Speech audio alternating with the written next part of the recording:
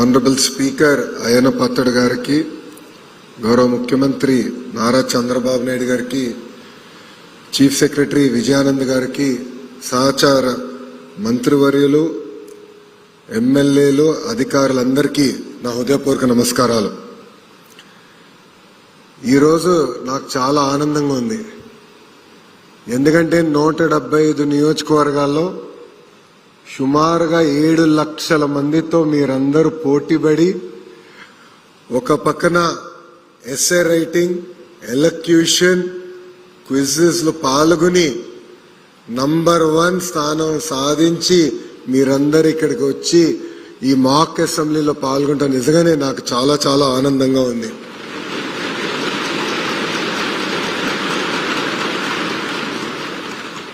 ఈ మాక్ అసెంబ్లీ అనేది ఒక ఉదాహరణ.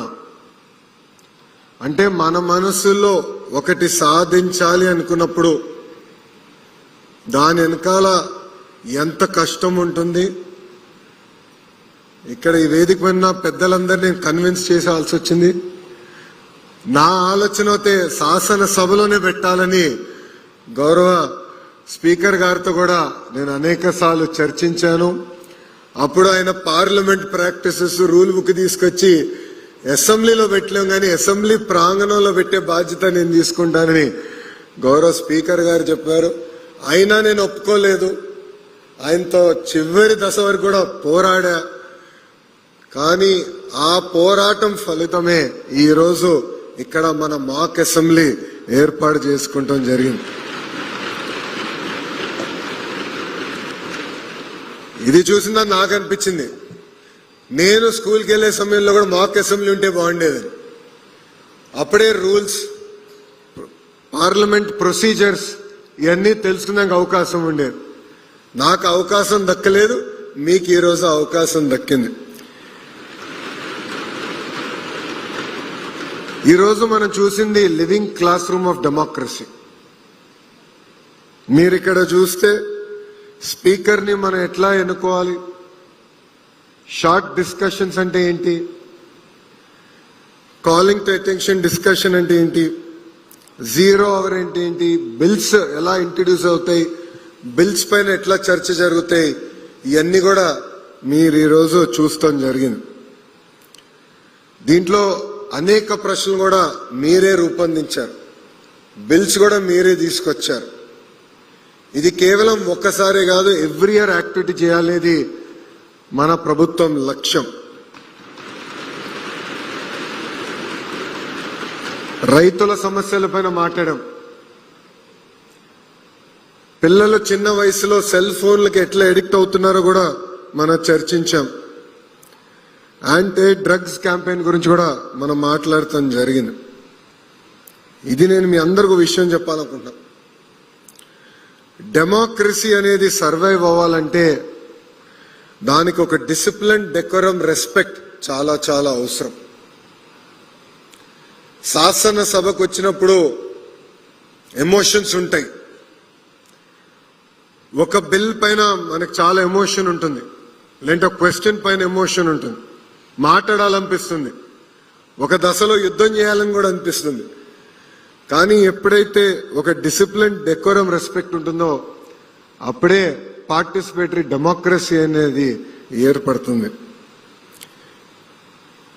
ఇదే రోజు అంటే 26 నవంబర్, కానీ 1949లో భారతదేశం మన రాజ్యాంగాన్ని అమలు చేస్తాం జరిగింది.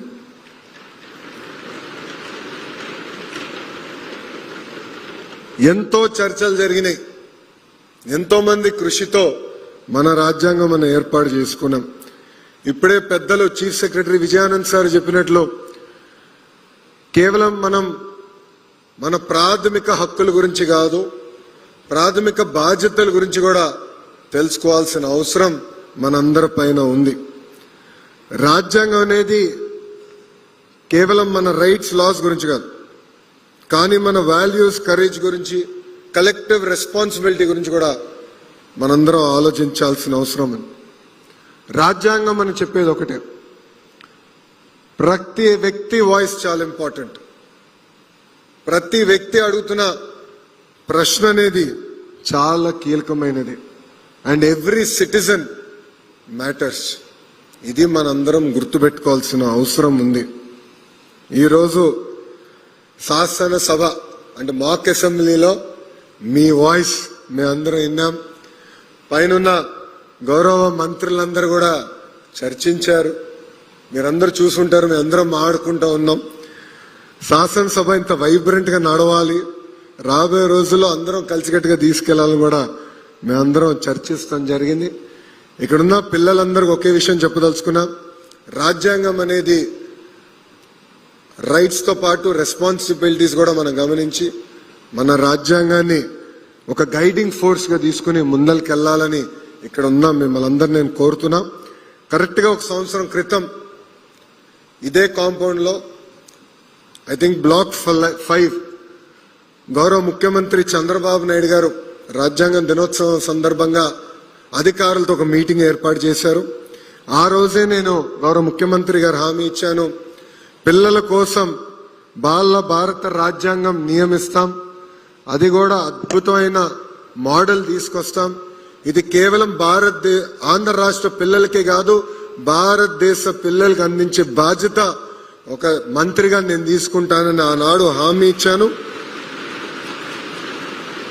మీ అందరి సమక్షంలో ఆ పుస్తకం గౌరవ ముఖ్యమంత్రి గారు ఓపెన్ చేశారు. మీ అందరు కూడా ఒక కాపీ అందించామనుకున్నా. వచ్చిందా కాపీ? ఇంకా రాలేదా? అందరికి వచ్చిందా?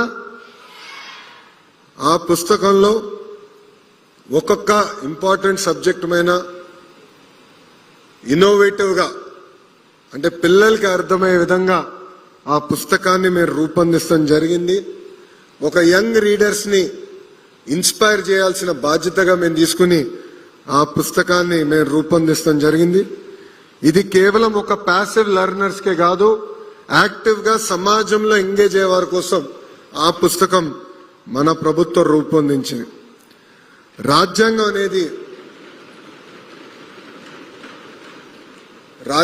అనేది భారతదేశాన్ని ఒక సోల్ లాంటిది. అందుకే ఆ పుస్తకంలో ఇన్స్పైరింగ్ టేల్స్ అంటే మహాత్మా గాంధీ గారి గురించి, బాబాసాహెబ్ అంబేద్కర్ గారి గురించి, నెహ్రూ గారి గురించి, సర్దార్ వల్లభాయ్ పటేల్ గారి గురించి, మౌలానా ఆజాద్ గారి గురించి, ఇట్లా అనేక మంది మహనీయుల గురించి కూడా మేము ఆ పుస్తకంలో రూపొందిస్తాం జరిగింది.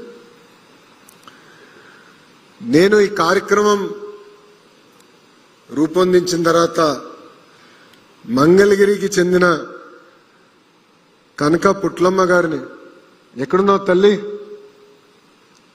మంగళగిరి శాసనసభ్యురాలు, అదిగో తల్లి అక్కడ ఉంది. తల్లిని నేను ఇంట్లో పిలిపించుకుని ఈ మీటింగ్ వచ్చే ముందల నిన్న కలుస్తాం జరిగింది. వాళ్ళ కుటుంబం స్టోరీ అంటే నిజంగానే నేను చాలా ఇన్స్పైర్ అయ్యా. వాళ్ళ తండ్రి పోలియోతో బాధపడుతూ తల్లిదండ్రులు పొద్దున 3:30కి లేసి ఏకంగా కూరగాయల కొనుగోలు చేసి ఆ కూరగాయలు అమ్మి ఇల్లుని చూసుకుంటే, ఇక్కడున్న చెల్లమ్మ ఆమెకున్న చెల్లి ఇద్దరు వాళ్ళే రెడీ అయ్యి పొద్దున స్కూల్కి వెళ్ళి బాగా చదివి ఆమె ఈరోజు ఒక క్లాస్ టాపర్ గా మన ముందర నిలబడుతుంది. ఇట్లా మీ అందరి సక్సెస్ లో తల్లిదండ్రుల కృషి చాలా ఉంది, వాళ్ళ కష్టం చాలా ఉంది.